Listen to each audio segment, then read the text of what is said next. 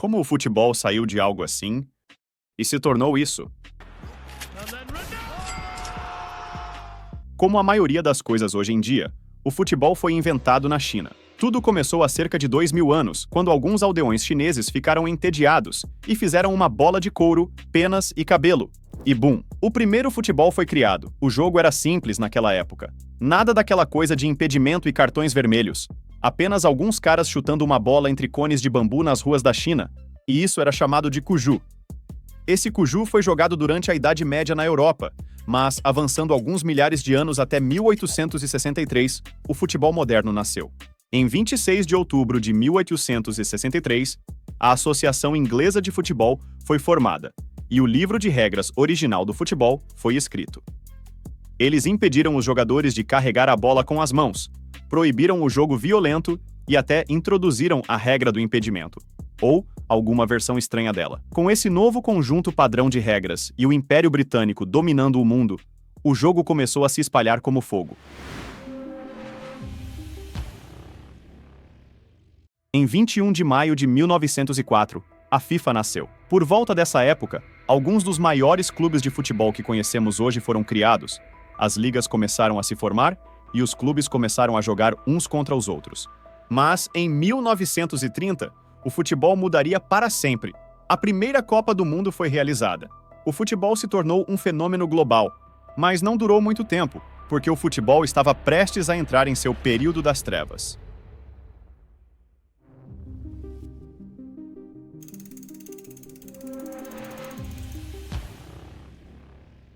Em 1939, um homem austríaco com bigode queria conquistar o mundo e iniciou uma guerra que você já deve ter ouvido falar. O futebol foi paralisado, todas as competições foram canceladas, a maioria dos jogadores foi convocada para o serviço militar e o futebol atingiu seu ponto mais baixo em décadas. Mas em 1955, um jogador faria sua estreia pelo Brasil e mudaria o jogo para sempre. Com 15 anos, Pelé fez sua estreia pelo Santos, e apenas 2 anos depois, tornou-se o jogador mais jovem a disputar uma Copa do Mundo com 17 anos. Pelé brilhou, marcando 2 gols na final e se tornando o campeão mundial mais jovem, um recorde que ele ainda detém hoje. Essa Copa do Mundo deu origem ao primeiro superastro do futebol, um jogador que não era apenas um jogador de futebol, mas um ícone cultural. Pelé conquistou mais 2 Copas do Mundo para o Brasil e marcou alguns gols pelo caminho. Embora a maioria desses gols tenha sido em amistosos, isso não muda nem um pouco a relevância de Pelé para a história do futebol. Mas, ao mesmo tempo que Pelé construía seu legado brasileiro, a Europa estava prestes a se consolidar como o lar do futebol, com a criação da Liga dos Campeões da Europa. 16 times de toda a Europa se reuniram para disputar o troféu. O Real Madrid venceu a primeira edição da taça, e a segunda, e mais algumas seguidas. Eles tinham o que era considerado o primeiro supertime, com ícones do futebol como Alfredo Di Stéfano, Ferenc Puskás e Raymond Kopa, que consolidaram o Real Madrid como uma potência europeia. Nos anos que se seguiram, o futebol tornou-se conhecido por seus superastros, jogadores que transcendiam o esporte, como Bobby Charlton e Eusébio.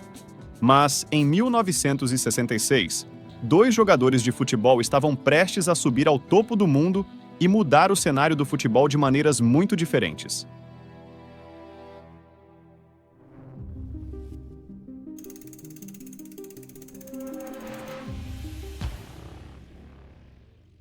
Em 1966, a Inglaterra acabava de ganhar a Copa do Mundo. Cartões vermelhos ainda não faziam parte do jogo, e 2 estrelas tinham acabado de estrear pelo Manchester United e pelo Ajax, George Best e Johan Cruyff. Ambos tinham mais talento do que se podia imaginar e encantavam os fãs no campo. Cruyff fazia parte de um time do Ajax que revolucionou o estilo de futebol jogado na Europa. Ele estava no centro da nova filosofia do futebol total. Isso não era o futebol direto de bola longa na área conhecido na época. Eles jogavam um futebol dinâmico, com posições flexíveis, passes de primeira e alta pressão, o que proporcionava uma experiência melhor para os fãs, além de melhores resultados em campo. George Best, por outro lado, estava mais focado no estilo de vida de astro do rock. Não me entenda mal, Best era um talento puro em campo, com dribles e gols que a Inglaterra nunca tinha visto antes. Mas ele preferia marcar fora do campo. Best era uma celebridade, todas as mulheres o queriam e ele queria todas as mulheres. Festas, bebidas, carros. Ele queria muito e tinha muito. Ele mesmo disse uma vez: "Se você me desse a escolha entre sair e driblar 4 homens e marcar um gol de 28 metros contra o Liverpool, ou ir para a cama com a Miss Universo, seria uma escolha difícil. Felizmente, eu tive as duas coisas." Cruyff e Best aproveitaram os anos 60 e 70 no auge do jogo, e ambos se aposentaram em 1984, abrindo caminho para um novo ícone do futebol dominar.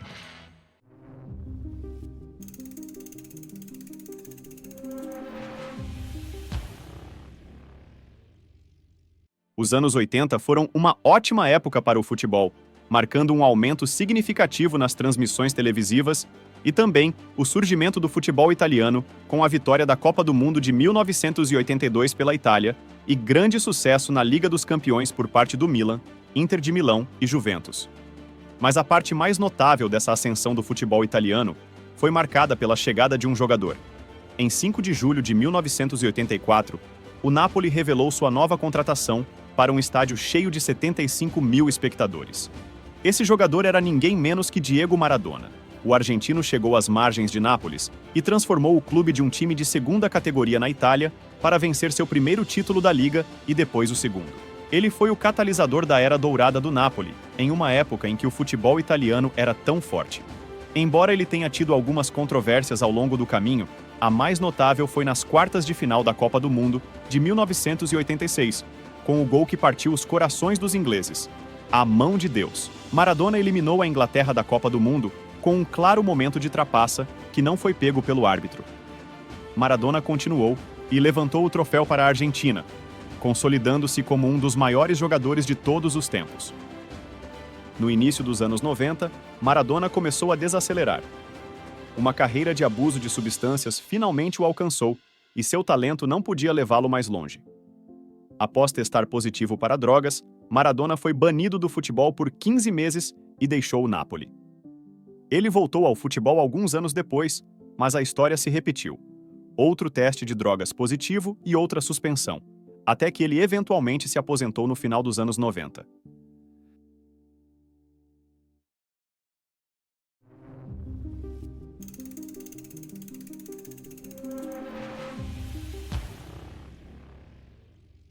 Agora, os anos 90 foram uma época significativa na história do futebol.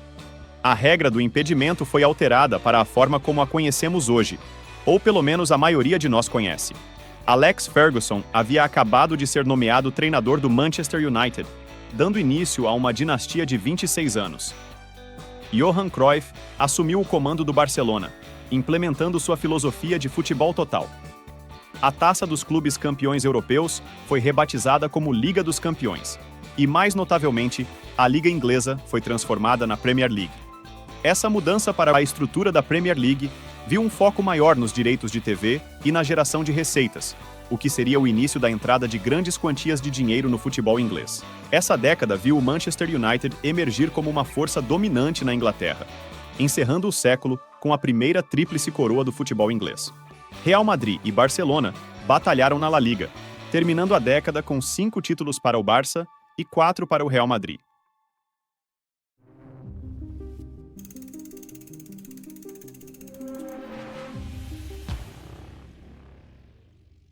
A Série A foi amplamente dominada pelo Milan, graças a defensores icônicos como Maldini e Baresi. Os jogadores que se destacaram nessa década são conhecidos como a maior geração de jogadores de futebol. Zinedine Zidane se transferiu para a Juventus em 1996, onde rapidamente se tornou o melhor armador do mundo. E aqui no Brasil, havia um atacante com um talento que ninguém jamais havia visto antes. Ronaldo Nazário se transferiu do Cruzeiro para o PSV e depois para o Barcelona. Sua taxa de gols era inédita, com 200 gols na carreira aos 20 anos de idade. Ele ganhou consecutivamente as bolas de ouro nas temporadas de 1996 e 1997, e era, sem dúvida, o melhor jogador do mundo na época.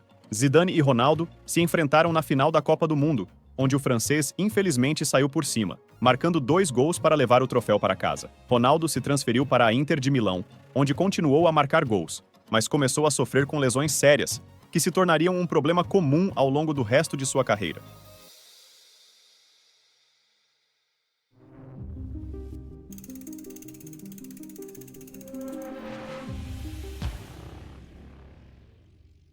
Quando o século chegou ao fim e os anos 2000 se aproximaram, o Real Madrid não estava para brincadeiras. Florentino Pérez estava convocando o que tinha de melhor no futebol para formar um time cheio de estrelas. Os Galácticos. Figo, Beckham, Zidane e Ronaldo foram assinados uma temporada após a outra. Isso viu o Real Madrid levantar a Liga dos Campeões e alguns títulos da Liga, mas isso significava mais do que apenas troféus. Essa era uma escalação de estrelas que viu o foco do futebol mudar do poder no campo para o poder comercial do futebol. Mas ainda havia esperança para os clubes sem o orçamento dos Galácticos, pois o Porto acabara de nomear um treinador que faria o impossível.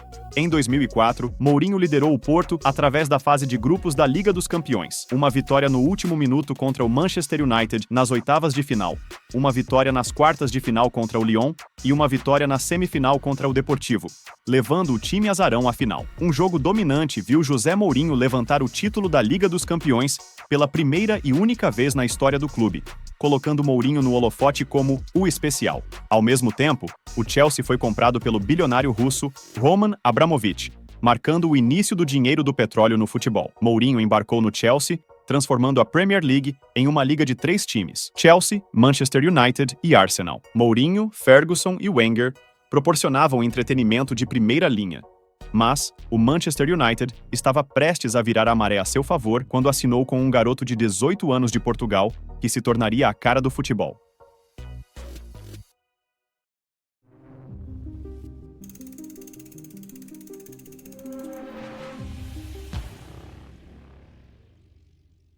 Cristiano Ronaldo desembarcou em Manchester em 2003. Ele era um talento bruto, cheio de potencial, mas ineficaz. Muitos dribles e truques, mas sem resultado final. Alex Ferguson viu o talento no garoto e sabia que poderia transformá-lo em um superastro. A cada temporada, Ronaldo ficava melhor. 4 gols na Liga em sua primeira temporada, 5 na segunda, depois 9, 17 e na temporada de 2007, ele quebrou o recorde de gols da Premier League, marcando 31 gols na Liga. Ele também conquistou a Premier League, a Liga dos Campeões e sua primeira bola de ouro. Mais uma temporada com o United, e ele levantou um terceiro título consecutivo da Premier League antes que o Real Madrid quebrasse o recorde mundial de transferências, gastando 100 milhões no superastro. Essa transferência marcou o início da dominância da La Liga, que duraria os próximos 10 anos, porque enquanto Ronaldo assinava com o Real Madrid, havia um garoto jogando no Barcelona que estava chamando a atenção semana após semana.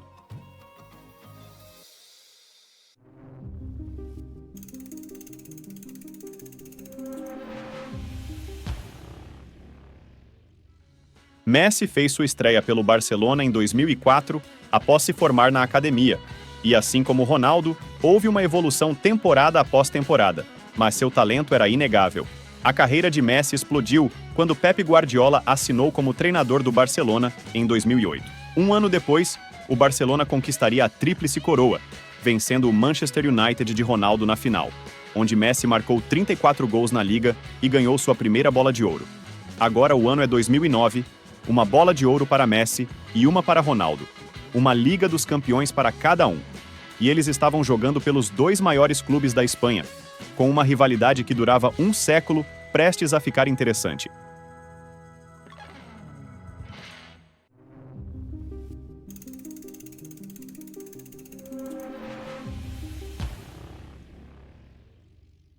O futebol espanhol estava dominando.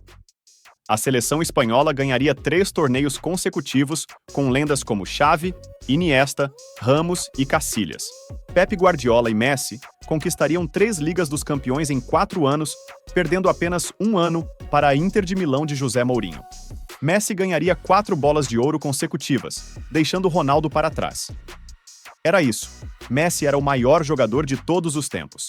Aos 25 anos, ele estabeleceu recordes que ninguém jamais quebraria, como seus 91 gols em um ano ou suas 4 bolas de ouro.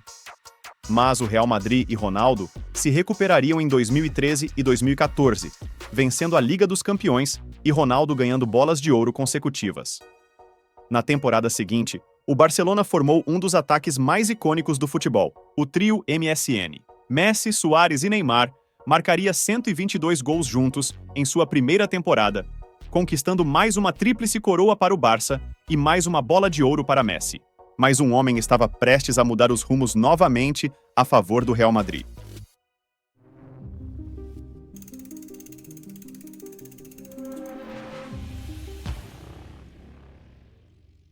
Em janeiro de 2016, Zinedine Zidane foi nomeado treinador do Real Madrid. Esse time venceria uma Liga dos Campeões, depois outra e mais outra, completando um tricampeonato. Isso também fez Ronaldo ganhar mais 2 bolas de ouro, empatando Messi e Ronaldo em 5-5. Também vimos Luka Modric ganhar uma bola de ouro em 2018, marcando o fim de uma disputa de 10 anos entre Messi e Ronaldo.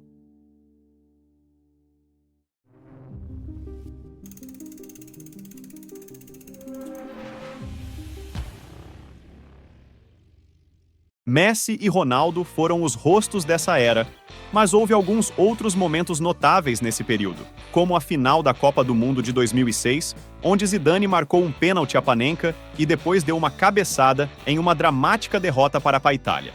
E do nosso pesadelo brasileiro na derrota por 7-1 para a Alemanha na Copa do Mundo de 2014, que culminou com a Alemanha ganhando o torneio. Manchester City e PSG juntaram-se ao Chelsea como grandes clubes graças aos investimentos em petróleo. Sir Alex Ferguson se aposentou, marcando o fim dos anos dourados do Manchester United. E o Leicester City fez o impossível, vencendo a Premier League como favoritos ao rebaixamento. Agora, voltando a 2018, o árbitro assistente de vídeo, ou VAR, foi introduzido, e para ser honesto, não é muito melhor do que o sistema antigo. A França conquistou a Copa do Mundo com o surgimento de um garoto chamado Kylian Mbappé. A Premier League começou a recuperar participação no mercado, estabelecendo-se como a nova melhor liga do mundo. O dinheiro na Premier League era mais do que qualquer outra liga podia competir. Os melhores treinadores foram todos para a Premier League para construir super times. Mourinho, Klopp e Guardiola, em uma só liga, significava futebol de qualidade. Pep Guardiola, aliado aos recursos ilimitados do Manchester City, significava que uma nova dinastia estava se formando. 5 Premier Leagues em 6 anos, perdendo apenas no ano da pandemia para o Liverpool. O segundo triplete do futebol inglês significava uma nova era de domínio. A contratação de Erling Haaland do Dortmund consolidou esse domínio, enquanto Haaland e Mbappé procuravam tomar o lugar de destaque de Messi e Ronaldo. Mas Messi não estava disposto a ceder esse lugar tão cedo. Mais 3 bolas de ouro vieram para Messi, enquanto Ronaldo pulava de clube em clube. Ele também conquistou a tão sonhada Copa do Mundo para a Argentina, em uma final dramática contra a França que terminou empatada, e a Argentina ganhou nos pênaltis. Agora, Messi se mudou para a MLS e Ronaldo para a Arábia Saudita. Muitos jogadores seguiram os passos de Ronaldo, já que a Arábia Saudita emergiu como uma potência financeira no mundo do futebol. Isso agora abre espaço para a nova era do futebol tomar conta. Eu estou falando de Haaland, Bellingham, Mbappé e Vinícius Júnior. Com o talento desses jogadores, podemos dormir tranquilos sabendo que o futebol está em boas mãos.